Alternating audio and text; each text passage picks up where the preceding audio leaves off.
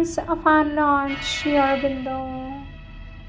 Our Lord Sri Aurobindo says sometimes pain and suffering are means by which the soul is awakened and pushed forward to the divine. With always our love and blessings, says our Lord Sri Aurobindo.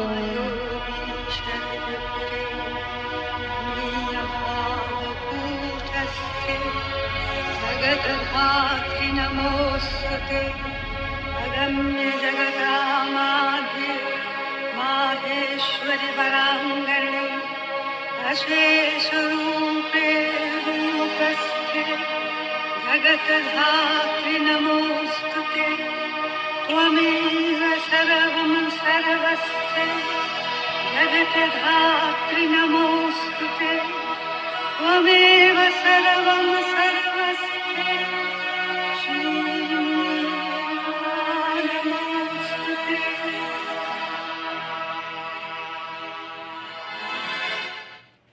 Sri Aurobindo's Savitri.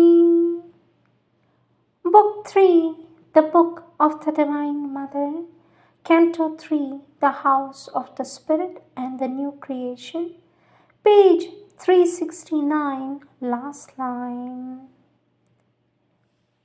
These hues were the very prism of the Supreme, His beauty, power, delight, creation's cause. A vast truth consciousness took up these signs to pass them on to some divine child heart that looked on them with laughter and delight and joyed in these transcendent images, living and real as the truths they house. The Spirit's white neutrality became a playground of miracles, a rendezvous for the secret powers of a mystic timelessness. It made of space a marvelous house of God. It poured through time its works of ageless mind, unveiled, seen as a luring, rapturous face, the wonder and beauty of its love and force. The eternal goddess moved in her cosmic house, sporting with God as a mother with her child. To him, the universe was her bosom of love. His toys were the immortal verities. All here, self-lost, had there its divine place. The powers that here betray our hearts and err were there sovereign in truth, perfect in joy. Masters in a creation without flaw, possessors of their own infinitude, their mind, a splendid sun of vision's rays, shaped substance by the glory of its thoughts, and moved amidst the grandeur of its dreams.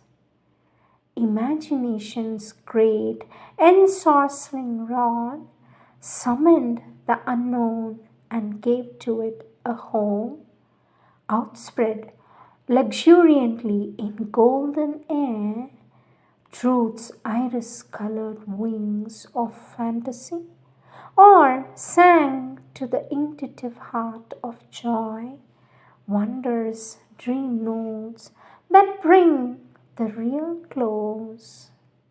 Its power that makes the unknowable near and true, in the temple of the ideal shine the one. It peopled thought and mind and happy sense, filled with bright aspects of the might of God and living persons of the One Supreme.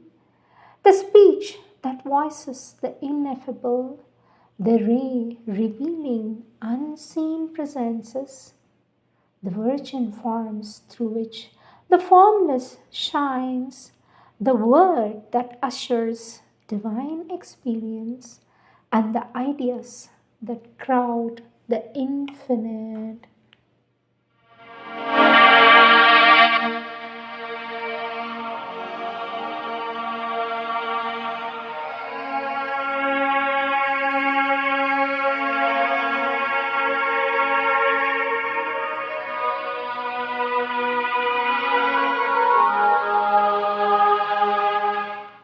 Words of our Divine Mother, taken from the collective works of our Divine Mother, question and answers of 1950-51, date 25th December 1950. A disciple explains to the children that the shortest day of the year corresponds to the greatest declination of the sun to the south, about the 21st of December. Then the sun again mounts to the north. For this, our Divine Mother says, that is why the 25th of December was a festival of light long before Jesus Christ. This festival was in vogue long before Christianity. It originated in Egypt, and very probably the birthday of Christ was fixed on the same day as that of the return of the light, says our Divine Mother. Then Mother reads the first part of her article, Energy Inexhaustible, that's on education. Question, sweet mother, how is it that as mental activities increase, the capacity to renew one's energies diminishes? For this, our Divine Mother says, in adults, mental activity tends to paralyze the spontaneous movement of the exchange of energies.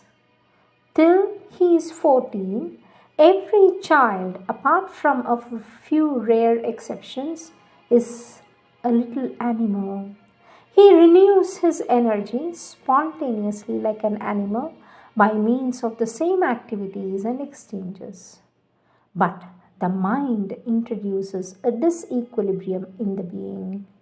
Spontaneous action is replaced by something that wants to know, to regulate, to decide, etc. And to get back this capacity to renew spontaneously one's energies, one must rise to a higher rung above the instincts, that is, from the ordinary mental activity, one must pass directly into intuition. Question, what is the difference between meditation and concentration? For this, our Divine Mother says, meditation is purely mental activity. It interests only the mental being. One can concentrate while meditating, but this is a mental concentration. One can get a silence, but it is purely mental silence, and the other parts of the being are kept immobile and inactive so as not to disturb the meditation. You may pass 20 hours of the day in meditation, and for the remaining 4 hours, you will be an altogether ordinary man because only the mind has been occupied. The rest of the being, the vital, the physical, is kept under pressure so that it may not disturb. In meditation, nothing is directly done for the other parts of the being. Certainly, this indirect action can have an effect, but I have known in my life people whose capacity for meditation was remarkable, but who, when not in meditation, were quite ordinary men, even at times ill-natured people who would become furious if their meditation was disturbed. For they had learned to master only their mind, not the rest of their being. Our Divine Mother says concentration is a more active state. You may concentrate mentally, you may concentrate vitally, psychically, physically, or integrally. Concentration, or the capacity to gather oneself at one point, is more difficult than meditation. You may gather together one portion of your being or consciousness, or you may gather together the whole of your consciousness, or even fragments of it. That is, the concentration may be partial, total, or integral, and in each case the result will be different. If you have the capacity to concentrate, says our Divine Mother, your meditation will be more and more interesting and easier. But one can meditate without concentrating. Many follow a chain of ideas in their meditation. It is meditation but not concentration, says our Divine Mother. Question, sweet mother, is it possible to distinguish the moment when one attains perfect concentration from the moment when, starting from this concentration, one opens oneself to the universal energy? For this, our Divine Mother says yes. You concentrate on something, simply you gather yourself together as much as possible for you, and when you attain a kind of perfection in concentration, if you can sustain this perfection for sufficiently longer time, then a door opens and you pass beyond the limit of your ordinary consciousness. You enter into a deeper and higher knowledge, or you go within. Then you may experience a kind of dazzling light, an inner wonder, a beatitude, a complete knowledge, a total silence. There are, of course, many possibilities, but the phenomenon is always the same. To have this experience all depends upon your capacity to maintain your concentration sufficiently long at its highest point of perfection. Question, sweet mother, to have this experience, is it necessary to concentrate every time? For this, our Divine Mother says, in the beginning, yes, for you have not the capacity to keep what you have acquired. To maintain your concentration at its maximum, you slip back and lose even the memory of the experience you have had. But if you once follow a path, it is easier to follow the same path a second time, and so on. The second concentration is therefore easier than the first one. You must persevere in your concentration till you come to the point when you no longer lose the inner contact. From that time onward, you must remain in this inner and higher consciousness from where you can do everything. You see your body and the material world. You know what is to be done and how to do it. That is the first aim of concentration, but naturally not the last. To attain that concentration, much effort is necessary. An immediate or even a quick result is rarely possible, but if the inner door has once been opened, if the inner door has been once opened, you may be sure that it will open again if you know how to persevere. Our Divine Mother says, as long as the door has not opened, you may doubt your capacity. But once opened, no more doubt is possible if you go on willing and aspiring. This experience, says our Divine Mother, has a considerable value. Question, sweet mother, what does mother of dreams means? For this, our Divine Mother says, when he speaks of the immobile and serene consciousness, our Lord Sri Aurobindo often uses poetic terms which are very suggestive. He has used the term mother of dreams because he has put himself in the place of one who's below, one who sees and perceives, sometimes mysterious, altogether wonderful, inaccessible, and almost incomprehensible. But if you look from another point of view, you may say that it is the creative consciousness, the origin of the universe, the universal mother, the creative power, and so on, says our Divine Mother. Question, when we play badly, we find that we have no energy, but if we play well, with great enthusiasm, we find that energy comes. Why, sweet mother? For this, our Divine Mother says, this is perfectly true. To enter into contact with terrestrial energy, one must establish a certain harmony within oneself.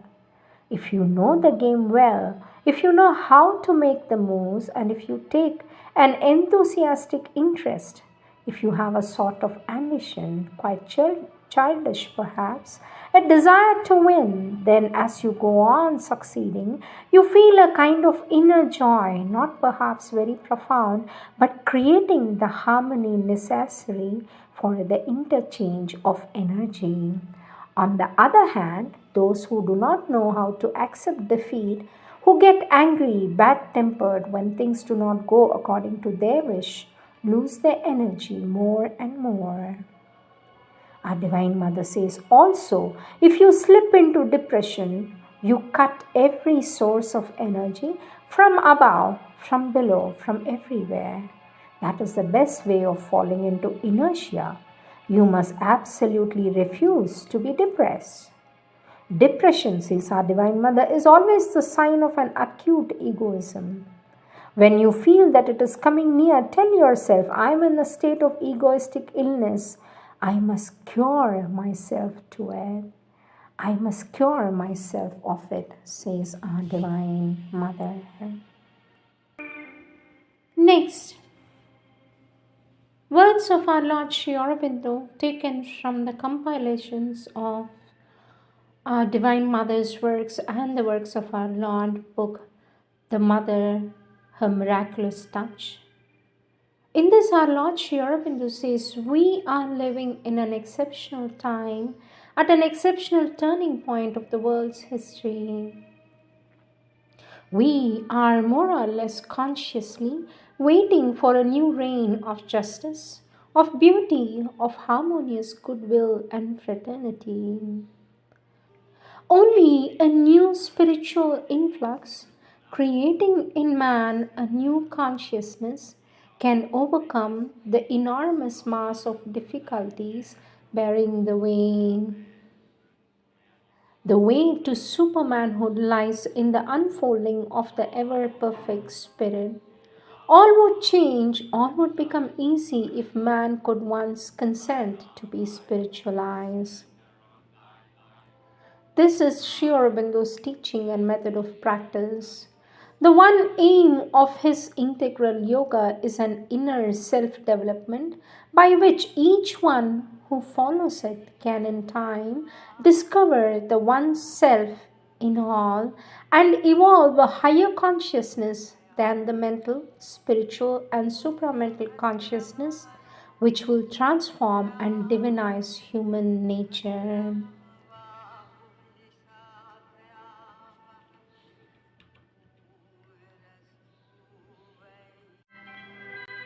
नमस्तेस्तु महारौद्रे महाघोरपराक्रमे महाबले महोत्साहे महाभयविनाशिनि त्राहि मां देवी दुष्प्रेक्ष्ये शत्रुणां भयवर्धिनि सर्वस्वरूपे सर्वस्ये सर्वशक्तिसमन्विते भयव्यस्त्राहि no देवी दुर्गे देवी नमस्तुते ॐ यस्मिन् सर्वे यतः सर्वे यः सर्वः सर्वतश्च यः यश्च सर्वमयो देवस्तस्मै सर्वात्मने नमः देवस्तस्मै सर्वात्मने नमः तामुपे शरणं परमेश्वरि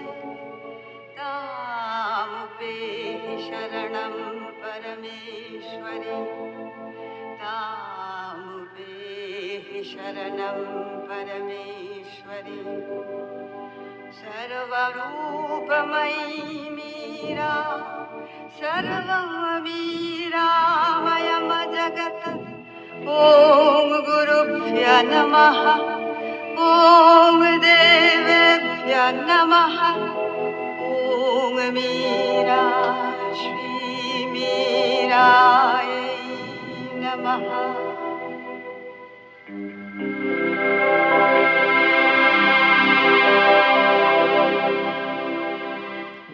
And Lord Sri Aurobindo says the first rule of integral yoga is that the sadhak must be content with what comes to him, much or little.